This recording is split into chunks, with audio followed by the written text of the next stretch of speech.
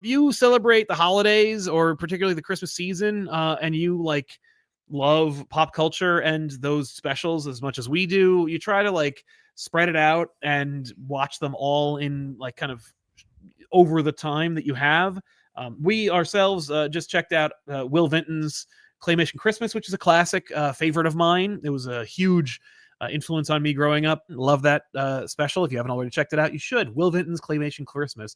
It's just great. And if you're wondering who these characters are, don't worry about it. You don't have to worry about it. It's not, they don't mean to give you context. We also are a huge Garfield's Christmas special family ourselves. It might be one of my favorite Christmas specials of all time.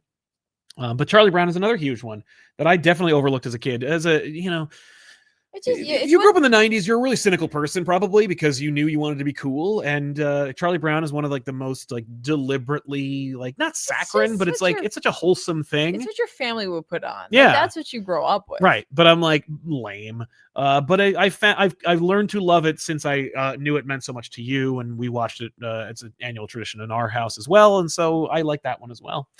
We watched the Alf Christmas special. It's not, I believe it's called an Alf Special Christmas. Don't watch that. From 1987. I didn't want to do that. It is free on YouTube. You can watch it anytime. Don't. I was a hostage. I didn't know. I'd never seen it before myself. And so I was really excited to try it out because I'd heard it was like a whole thing. And it is a whole thing. It's really friggin' weird. No. If you wanted to know what happened to Cleavon Little after Blazing Saddles, he did the Alf Special Christmas. No, stop. He's in that. He plays Santa Claus. It's really fun, but it's also a nightmare and it's horrible. And it'll give you a really good indication as to what it was like to watch Alf. And then, of course, my all-time favorite is Muppet Family Christmas. Muppet Family Christmas, not the Muppet Christmas Carol, but rather the Muppet Family Christmas, a movie that doesn't exist as far as Disney's concerned, and you definitely need to watch it. It's absolutely one of the greatest, Muppet projects of all time. Certainly the most ambitious. It's very heartwarming. It is.